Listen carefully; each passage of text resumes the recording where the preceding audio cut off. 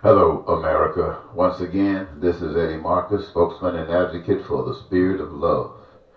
I am the one who tells you about your birthrights. I'm the one that tells you that someone loves you, the creator of you, and all that is God. Ladies and gentlemen, you've heard me speak quite often. I got thousands of videos on social media describing the wonderfulness of God's love in comparison to what we have to experience every day. It has not been accepted, and I want to tell you basically why it has not. The God that I talked to you about made every last one of you capable of contributing in this life. It's called a job or a career. But the powers that be said that there are not enough jobs for everybody. There are not enough careers for everybody. And they need some people to be unemployed. They don't know that the plan is that those who are working in careers that they love don't have to give it all their time. They can split it up with the rest of the people that love that same profession. That is God's thinking. That is not the thinking of men. Also, when I start talking about health care, they say if everybody could have health care, it would be too crowded. People could never get the service they need when they need it. They could be needing it today and couldn't be scheduled for it until 2 or 3 months or even a year up ahead. They don't realize that God sent enough people here with the ambition of being in the medical profession that you'd have enough medical facilities and professionals all over this land to make it run smoother than it has ever in the past. That's their way of thinking. They don't know God's way. They start talking about housing. Where we gonna put all these houses? It'd be too crowded. People need room to breathe. They don't realize what God's plan is for housing. God has so many magnificent plans for housing that you could not, in your own mind, come up with the design that has been put in that of others that God has designed to take care of that business. And the same with food and clothing. They say, well, if food, people run out of food, won't be enough food to eat. That is the dumbest stuff I'd ever heard of. And when you start thinking about people who never had transportation now getting cars, and it's already crowded on the expressways, already crowded on the highways, and they don't want to go through that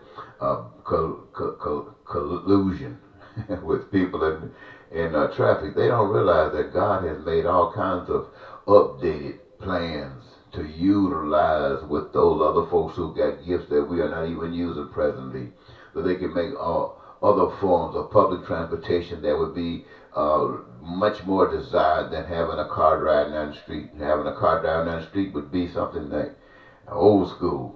The ambitions that individuals have that has been curtailed by those who profit from the way things are. No.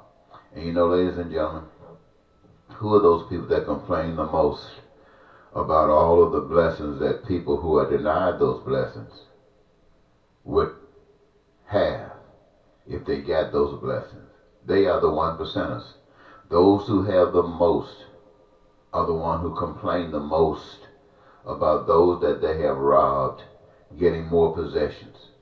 All the 1%ers would try to do is come up with plans to get it, but they will fail because this plan is laid out by the Almighty God. So I want you to know, ladies and gentlemen, when you start thinking about trying to address these problems, I want you to know the solution comes from the source. It comes from God. I don't want you looking at a white man or a white person. I don't want you looking at a black man or a black person. Black man would probably get to it faster than a white man. Black man has suffered, so he knows that these things are needed. White men will refuse to do it because they have been the ones who receive the benefit.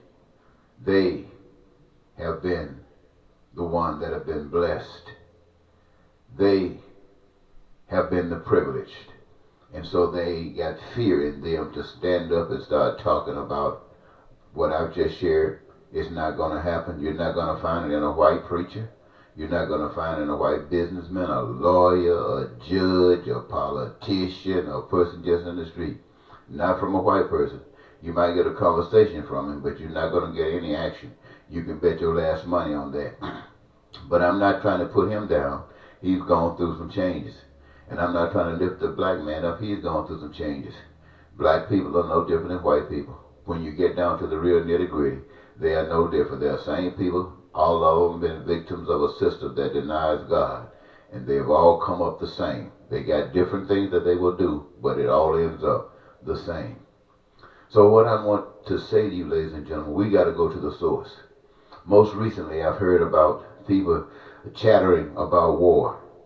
Somebody wants to send your sons, your daughters, your fathers, and your mothers into war that they themselves don't have to fight for some old silly, stupid tail reason as that which allows poverty and crime and violence to exist here in America.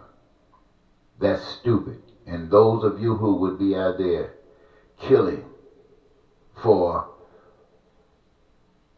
what they call this, you don't know what you're killing for. You've just been given an order. And you've been programmed to think that you must carry forward that order in the name of the country. You are killing individuals you've never seen before. You're being killed by individuals that you've never seen before. And you come back home with this PTSD or whatever kind of disease that you might have, and you're sleeping on the street. You're coming back, you can't have the type of assistance that somebody who would appreciate you putting your life on the line for them would respond. That's not happening. So you're being used just like everybody else is being used. So when they start talking about sending 100,000 of some of you guys over there to do this, to do their dirty work, you better think twice. Because God knows that the decision that says, okay, I'll go or I will not go, that is your decision. And if you're afraid of what the government will do to you, you better go to the source. Go to God. And for those hypocrites out there who are standing up today talking about they are for life, they are against all abortion. And usually these are white men. They can't have babies. They just want to go back and rape boys and other little girls and stuff like this. I'm not talking about all of them. I'm just talking about the ones that do. Now they want to control women, tell women what they can do. Give women the kind of life that God has designed for them to have. And they will always make the proper decision. You can't legislate that. This is something on the heart. And so I'm saying to you, if you can't stomach abortions because it's taking a life, I want you to exercise that same due diligence when it comes down to capital punishment. You do not play that stuff. There's life, there's breath in this individual, and that person has a right to live just as much a right to live as a baby has to be born. And if a baby got to be born because you say so, because you say it's righteous, and if these people who have taken lives because they've been so screwed up get a second chance, you got to make sure that that baby and that would-be person eligible by your standards for capital punishment have an opportunity to live outside of poverty. That means no abortion, no capital punishment, no poverty. And if you can agree on those three things, then you can be taken serious. Otherwise, you're just a hypocrite, prostrating yourself across the nation as being somebody. And God knows exactly who you are. And that's why I'm just giving you this information. So I'm speaking to everybody that's listening to me today.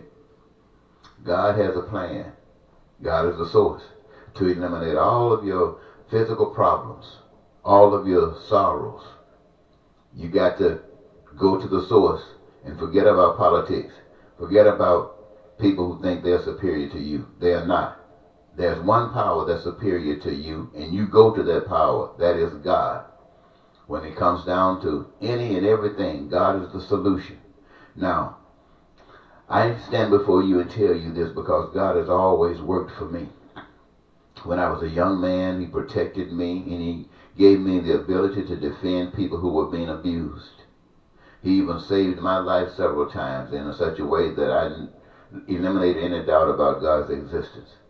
But as a man, for the past 40 years, I've crossed this country, I've spoken, I've done everything I could think of to take this message forward to you in such a way that you could understand it and you choose it. I've allowed myself to suffer just like you.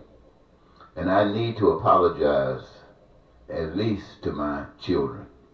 My children have the same desires as your children.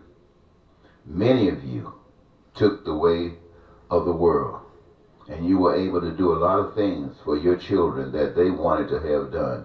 I did not take the way of the world. And some of those things that my kids want, just like any other child, I have been unable to provide for them. I want to apologize to them for not being able to articulate this message to God, of God, in such a way to the people that they would be denied the struggle that they've had to go through because they came into this world as my children. I am so sorry for that. I'm not sorry for you being here. I'm just sorry that I have not been able to unfold that beauty that God has designed for all of us, for you. Please, please forgive me. And for those of you who I've spoken to, I know you are afraid. I know you are afraid. God knows you are afraid. But if you're ever going to become free from this, you're going to have to get from afraid. You're going to have to stop looking for somebody to come out of the clouds to deliver you. It's not going to happen like that. No one is going to come out of the clouds and deliver you. There's no white man that's going to come out of anywhere and deliver you. There's no black man that's going to come out of anywhere and deliver you. The Spirit is there.